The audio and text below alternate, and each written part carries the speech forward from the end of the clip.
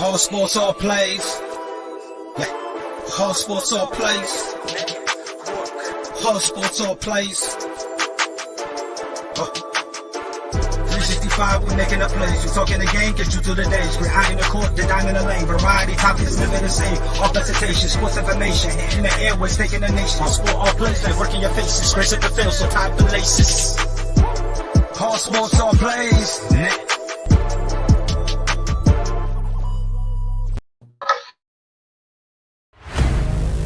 Get ready. This summer, the Arena League Sports is on ASAP Network. Tune in live on either the Tiki Live or Roku app, as well as your smart home TV.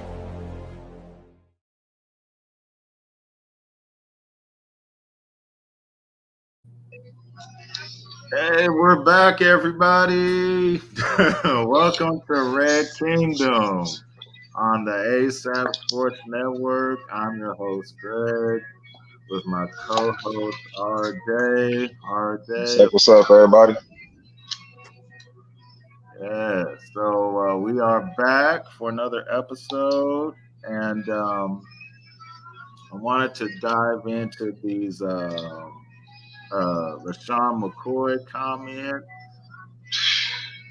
about Eric Bienemy. So now this is like the second time we've heard some negative when it comes to. So it's definitely personal. Yeah, EB. So the article here from CBS Sports .com. So LeSean McCoy was on the I Am Athlete podcast. Those that are familiar with that show, they usually have either current athletes, former athletes, and they're just talking and chopping it up and all that. And LeSean McCoy was asked about Eric Bienemy and why does he think he doesn't have a head coaching job yet? Right. And LeSean McCoy said that Eric Bienemy spoke to players, quote, a certain way. We can kind of read in between the lines on that. And that he seemingly deemed inappropriate and is clearly not surprised in the slightest that Bienemy hasn't found a head coaching gig yet. The former running back didn't go too deep into specific, but McCoy made it known that those in the NFL perhaps view the coach differently compared to everyone else.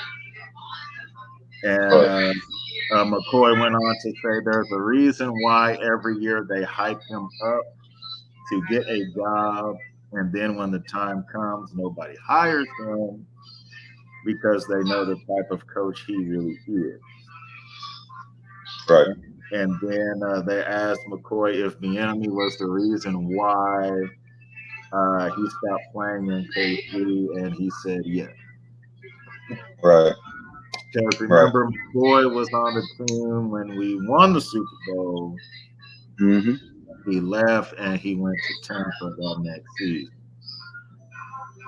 What are your thoughts? Okay, my thoughts. Okay, my thoughts about the Shady McCoy comments about Coach Bienemy. You got to consider the source, first of all. I think as a running back, as a player, I think once you start losing a step, and we talk about losing a step in football, that's a lot. And I think Coach Bienemy is not a coach that babysits or bites tongues, whether you're a rookie or a veteran or a journeyman that's been from team to team. Once you hit the Chiefs locker room, it's like there's a hierarchy. And actually, Shady McCoy, he actually kind of brought that up. He was talking about how Coach Bienemy doesn't get a head coach job because he doesn't actually call his plays. Well, he said Andy Reid actually calls the plays, so everybody in the league knows that. That's why Bienemy That's why he interviewed for 6 different NFL teams, and nobody actually called him back for their head coaching job, which I thought was a low blow because Andy Reid is an alpha male. He's a great, great coach. And any head coach is going to have his hand in the offense and the defense and the special teams. And he is the bridge to the general managers as well. So any head coach got his hand in all of those pots. So for Shady McCoy to make those comments, it's kind of a low blow. And from black man to black man, I don't think he should even say anything negative about a coach like that. I think this was uncalled for. Personally, I wouldn't trust a guy named Shady. You know what I mean? Yeah. It's kind of, yeah. So that's how I feel about that. And I'm gonna tell you about him. I'm gonna tell you I looked up something about his injury record. He has red dot injuries from head to toe, shoulder, hand, foot, knee, head, concussions. And when they did the analytics and the probability of his re-injury, if he was to play this year, it was 40%, actually 39%. But you got to consider the source. That's why he is bitter. And that's why he's on his second leg, his second career. He's trying to get that off the ground because as far as football, nobody's willing to pay him anymore because he's a liability as far as health. He won't make it through the season. All right. Yeah, Shady was always injury prone. Coming out of college, he had a big injury. Yeah. So he's went through that his whole career. When he was healthy, he was very good. He had trouble with fumbles. Exactly. Yeah, because he liked to hold the ball out and do all the thing and try to stretch the play. Yeah, and I remember a game we were playing the Colts, and it was a nice run. He ran for like 25, 30 yards, and he tried to be fancy and do the juke with the ball out with the one hand, and he got stripped. Carrying that ball like a loaf of bread. I remember that. Yeah, and that changed the game, and the Chiefs ended up losing that game. So he always had problems as far as securing the football. But I just found it interesting because earlier, because we had that, someone had said that Bienemy and Patrick Mahomes had got into it at halftime the AFC Championship game. And then you have Shady saying what he said. So the pieces are starting to come together. It's like, okay.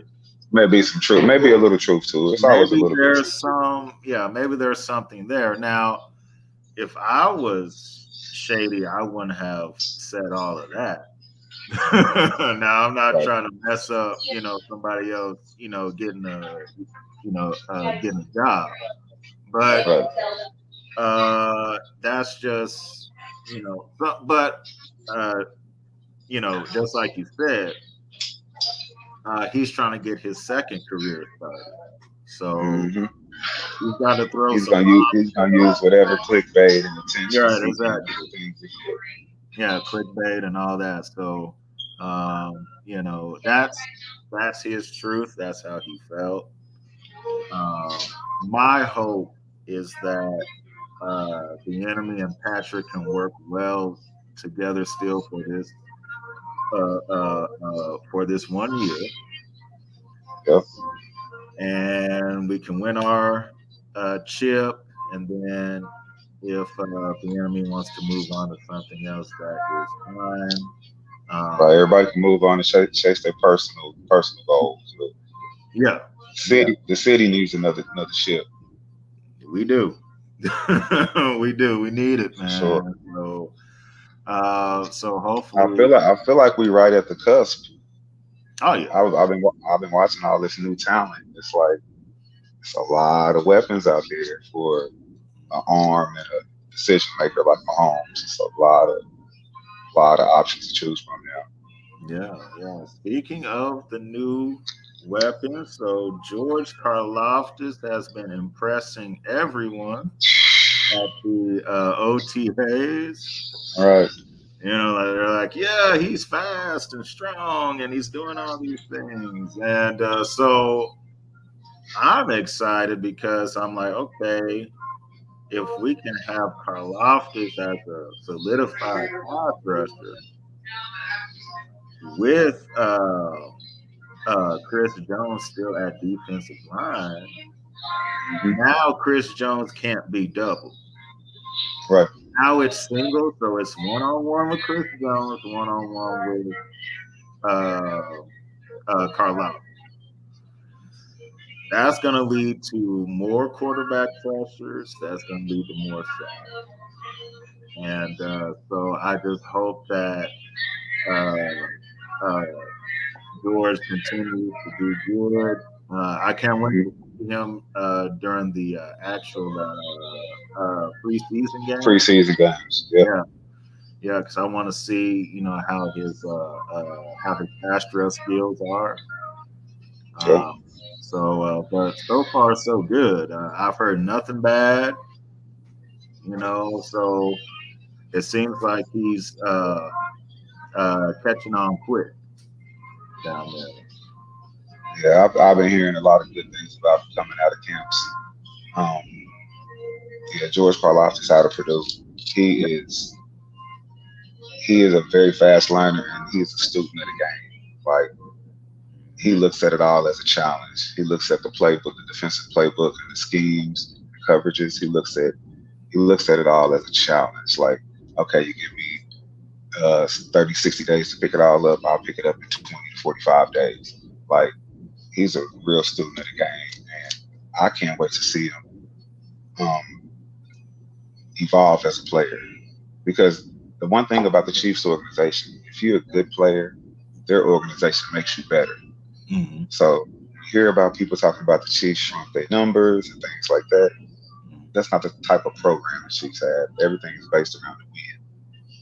So they're going to try to bring the best out of each player. And Karlaftis, he's a player that's going to come in layers. I can't wait to see his inside moves, his outside speed moves, his jab step moves, his rips, his swims.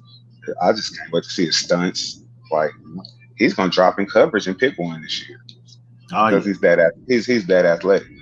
Mm-hmm. George Karlaftis is super athletic, super strong. I think it's vertical, maybe almost 40 inches. So that makes his space he can cover is very expansive. Yeah. I mean, Coach Reed said he goes 100 miles an hour each play. So when they run the drills at 50%, they got to hold him back. Yep. That's what you need. That's what you need, though. That's what this defense needed. They needed that mentality. Yeah. So now my hope is that with that kind of work ethic that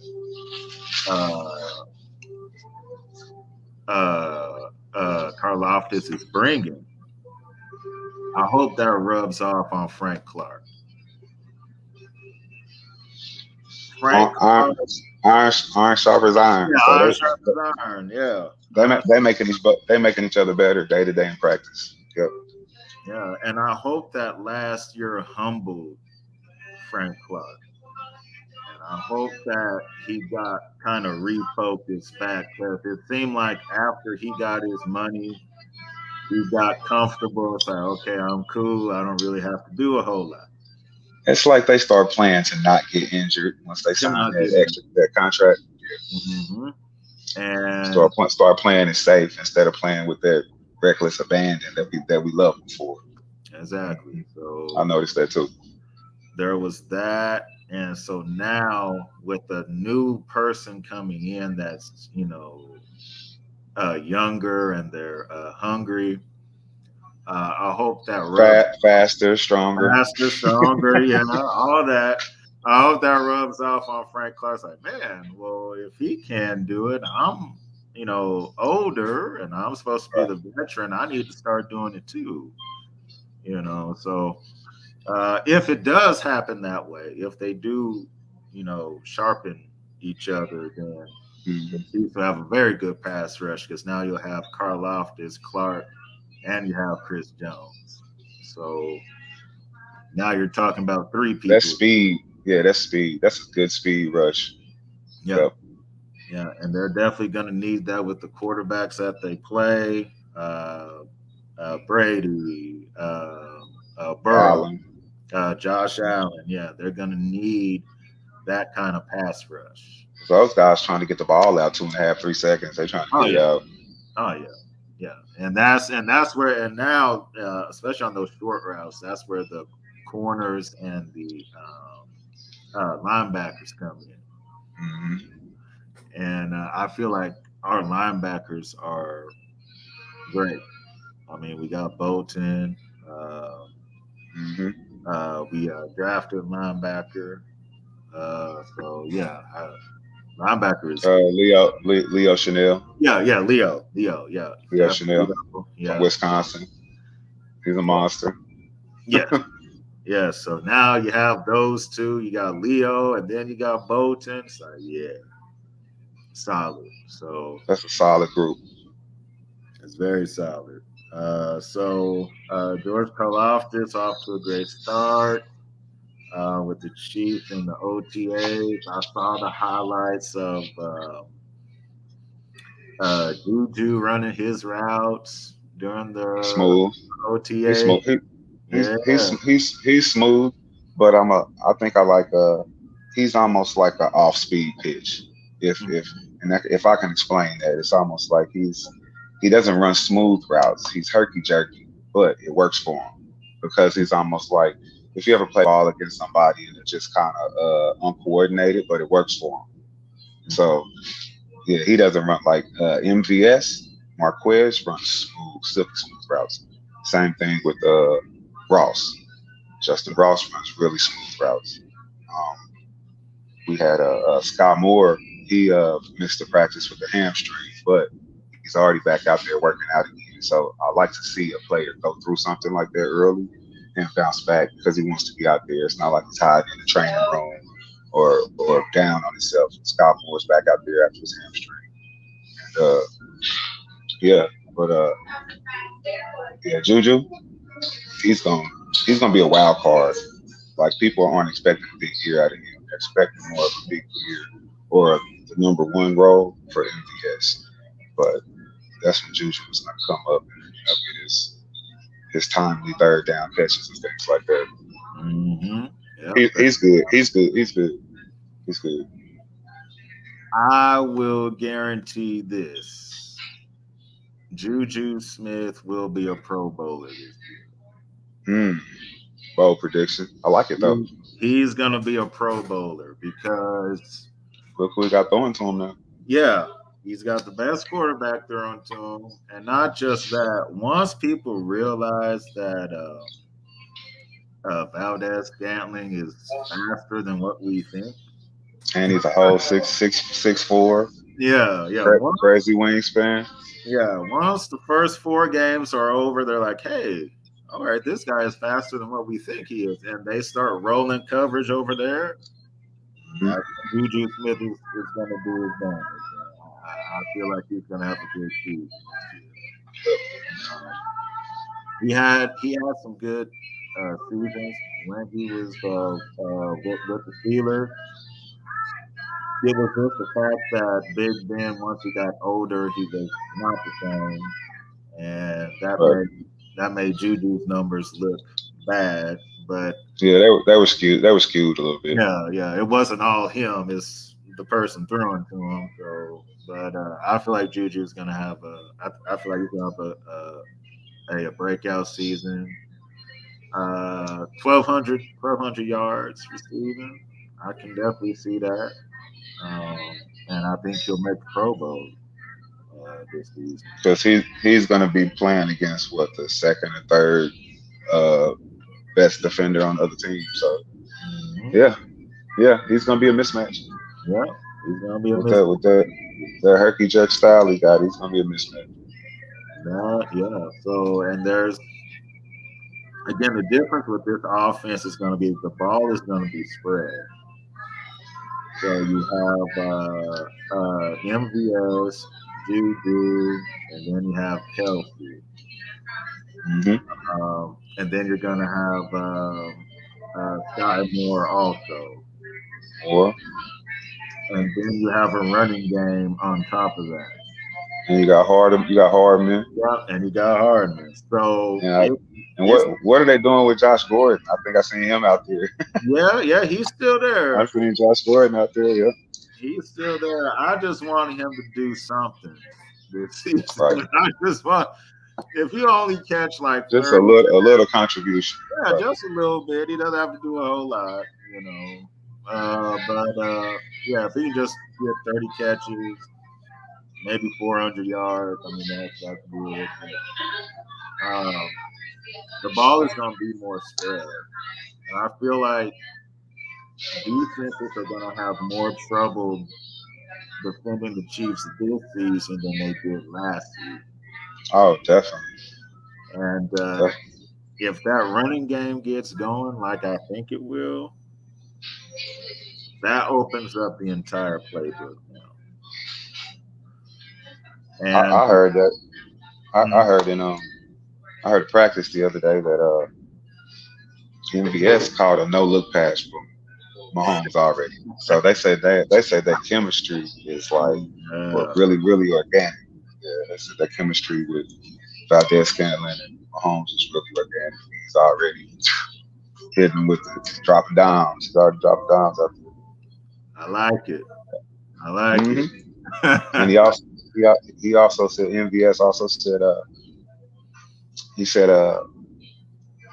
he's blessed to be able to catch the ball from two of the best quarterbacks ever, coming from, and then he's come to a guy like Mahomes. He said his very first catch in the NFL as a Packer was a no-look pass from Aaron Rodgers. So they asked him, was he ready for the no-look pass from Mahomes? He said, "No, I wasn't ready, but I expected it." So yeah, so they gonna do some special things. I guess all the offseason work in Texas helped out. Yeah. That's gonna be awesome. I can't wait. I can't wait to see those no look passes. Always they I know Pass kind of ventured off of that and everything, but that's always fun. When you got the tools to pull it off, you might as well. Yeah, might as well. Might as well. So Justin Reed. Now I read that's my guy right there. Yes, I read an article on him as well. So I'm gonna pull it up here, and I found it interesting that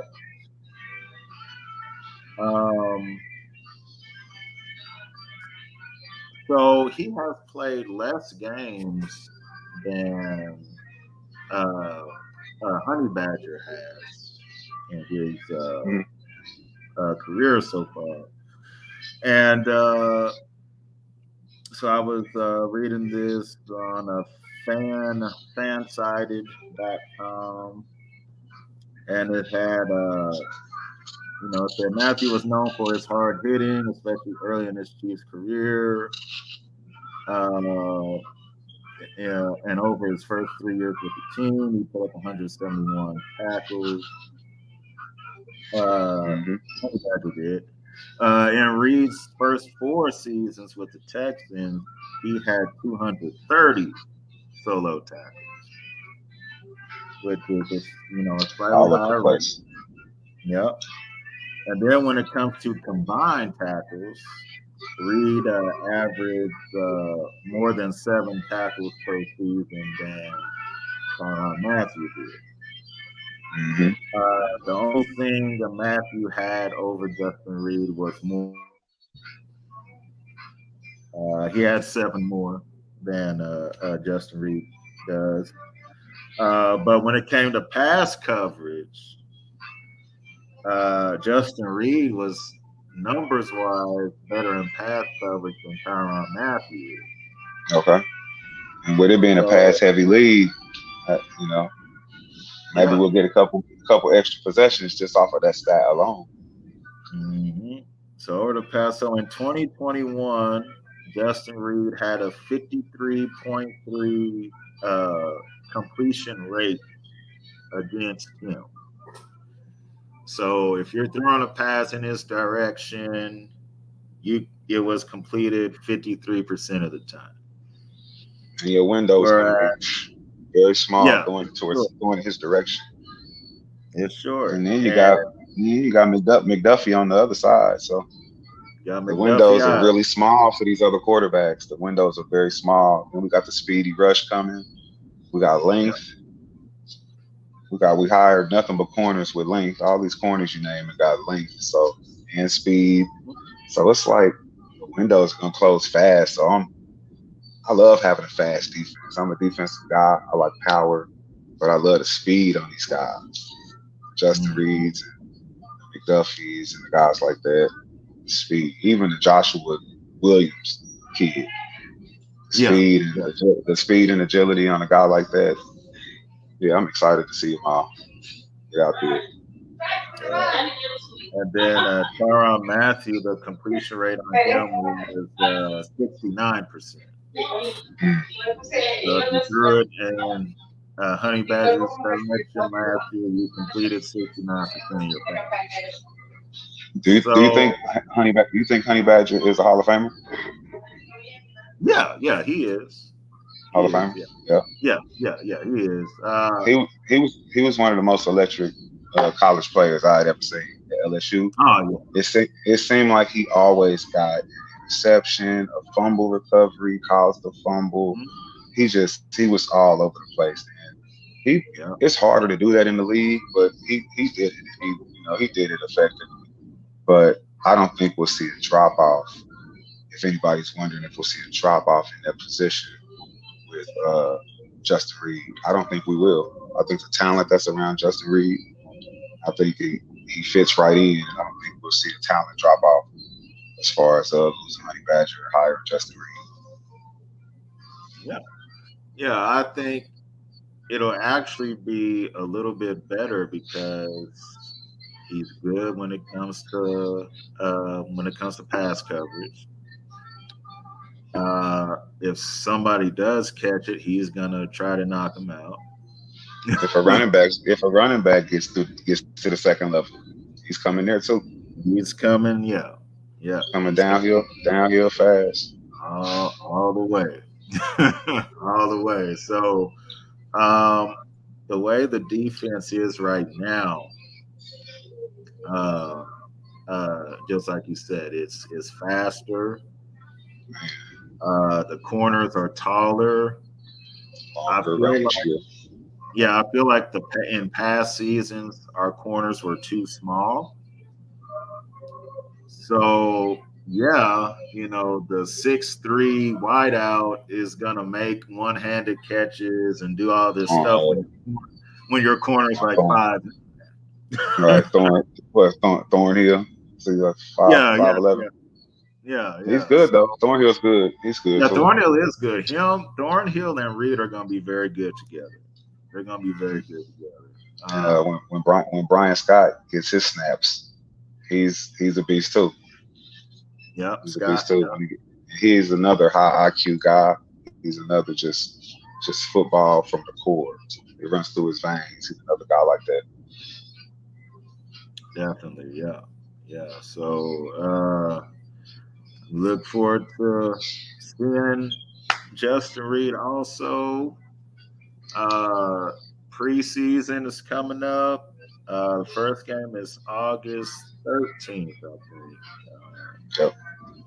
Against the Bears. So we got 2 months. Right.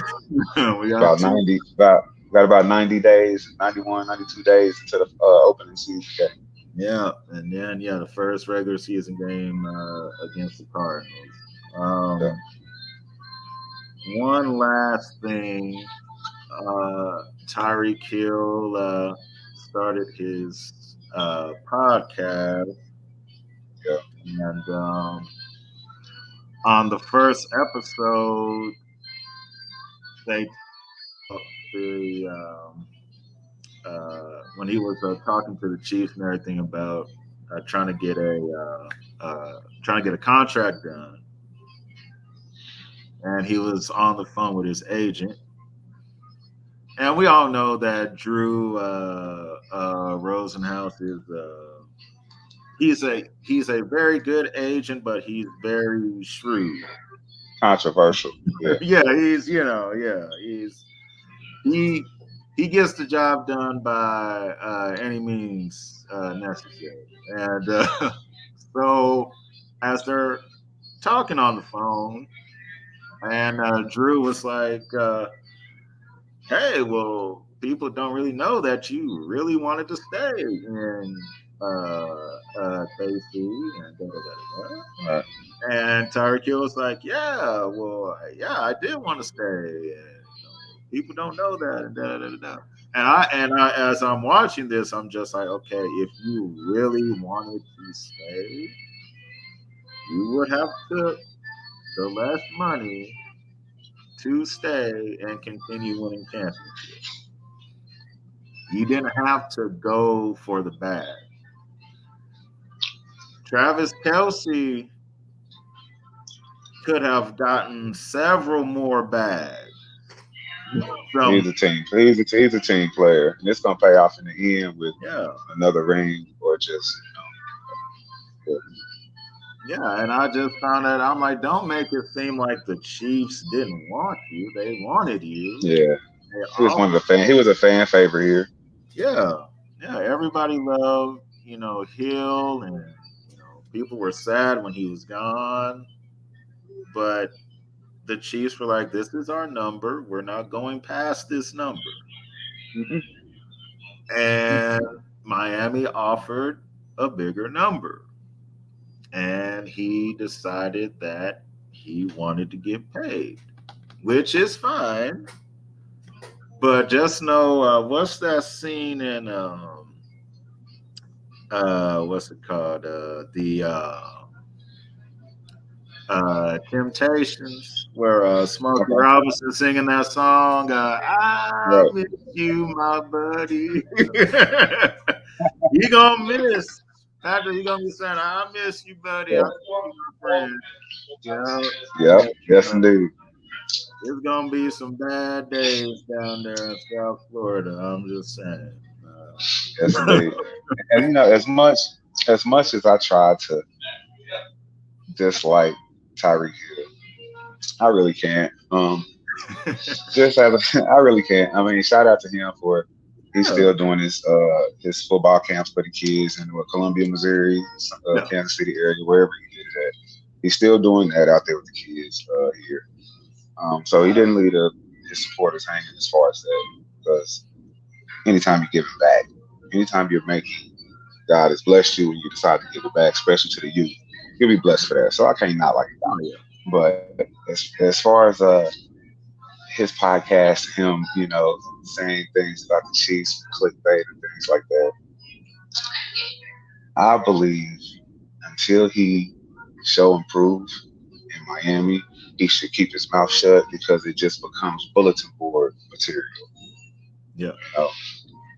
Can't badmouth a franchise, not even in a slick way these days, because after a trade, the best thing to do is put your nose in the playbook at your new home, get acclimated with your new neighborhood, get acclimated with your new coach and players, and kind of just keep it all on the field. Because him and their quarterback, I don't think they have any time to waste.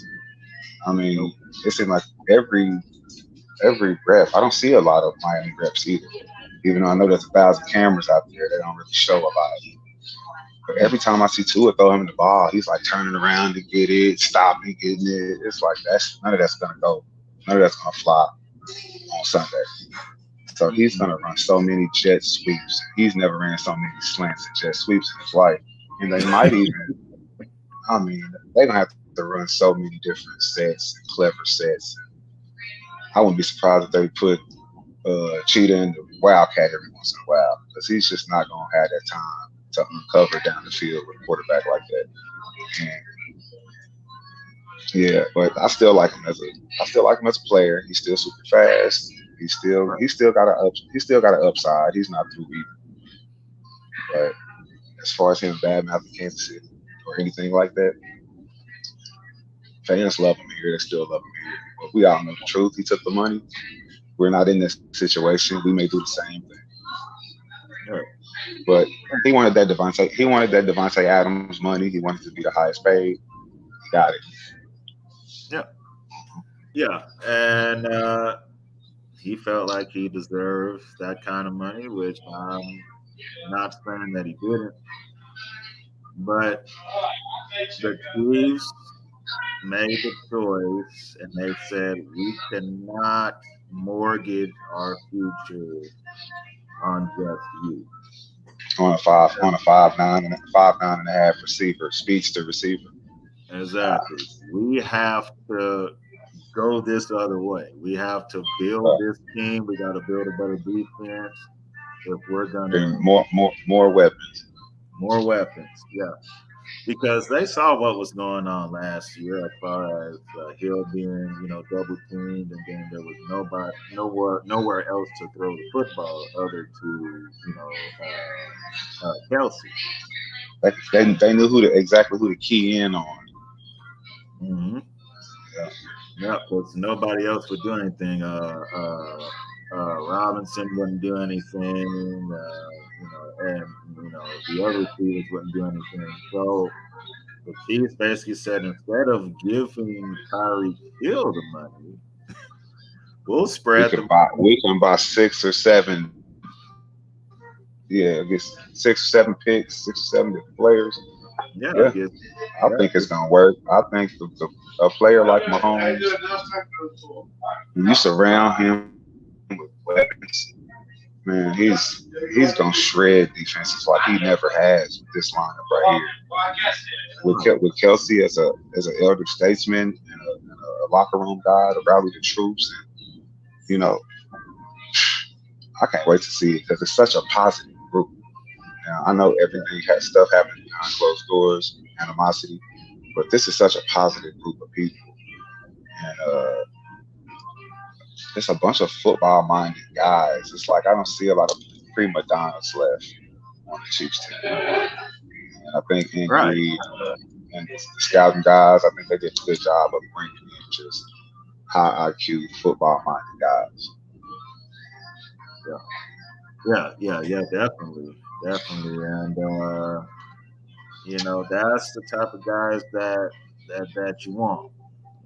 Nobody that's too much into the camera and all that. He just wanted to go out there and be. I do got one more thing to ask you. Mm-hmm. Orlando Brown, you think he'll hold out? How long do you think he'll hold out? How much do you think they'll end up signing him for? And do you think he should hold out? Is that a good tactic for him to get more money or more attention? Because his leverage as a player is heavy, but I don't think it's heavy enough for him to warrant a holdout. Right. Yeah. I don't think he's gonna hold out. I don't think that would be wise. Go ahead and play this year out. If he plays as good the whole season like he did the second half of the season, yeah, because we need him. We need him out there, and we need him out there in beast mode. We need him out there in beast mode. Yeah, and just go earn the money. Like players get so antsy when they get to the final year of their contract, even upcoming the final year of the contract. They get so antsy thinking about a season that's one season out from now. They get so antsy. Like I said, they got the wrong type of agents in their ears sometimes. Yeah. Thinking about their family, and it's like just go earn the money. Yeah, just go play better this year than you did last year, and then you'll be undisputed whether you're worth this figure or not. But yeah, I've seen him holding out. I've held my breath like, no, don't do that. we need him out there in full capacity. We definitely need him, yeah. And he got better as the season went on last year. Mm-hmm. So He's part of the reason why the offensive line is as good as it is. I feel like the Chiefs have one of the best offensive lines in all of the league. So with Creed and Creed. Yeah, to get now, everybody's gonna know Creed Humphrey's name. The center position is important, but it's forgotten about. Nobody talks about that. But that center quarterback exchange, those two people touch the ball more than anybody in the stadium. Yep, center and quarterback. Yeah, very important. It's almost the anchor of the offensive line. If you think about it. Yep, the center is the anchor. And when they play the Rams this season, and Creed Humphrey has to go up against Aaron Donald,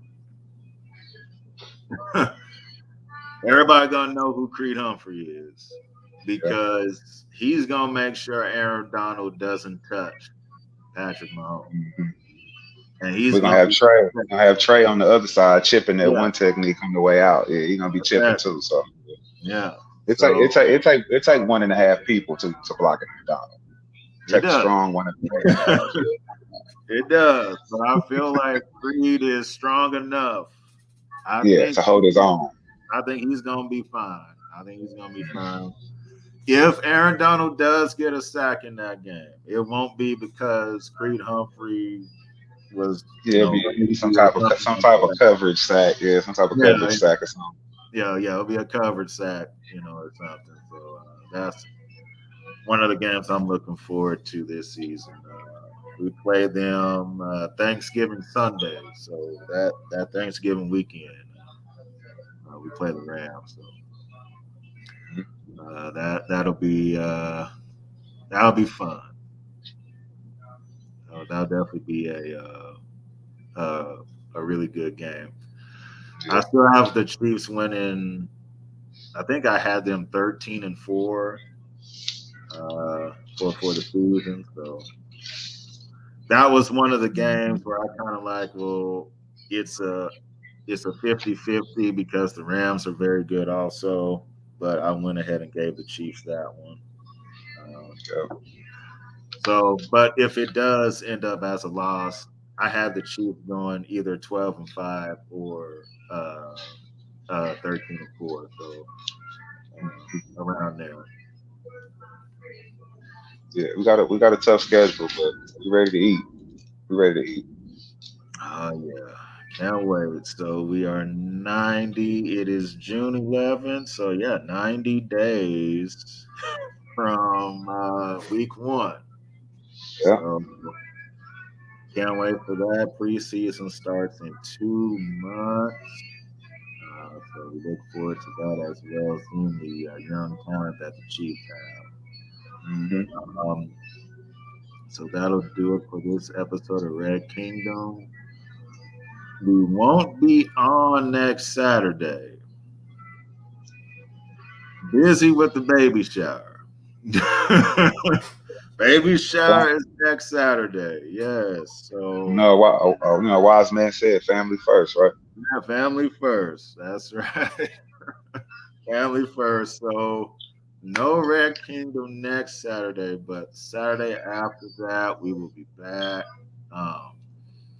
I'm pretty sure by that time we'll have more news and other stories will be out by that time. So, but we thank everybody for watching. We thank everybody that shares our show. All the likes, comments, shares. Yes. And one more thing I want to say. Happy birthday to my sister, Shay, my nephew, Donovan, and my sister, Keisha. Their birthdays are June 3rd, 5th, and 8th. So I want to say what's up to that crazy Gemini crew. Happy birthday. It is Gemini season. Yes. My wife's birthday is next Monday. So, yeah. Gemini season. Yes.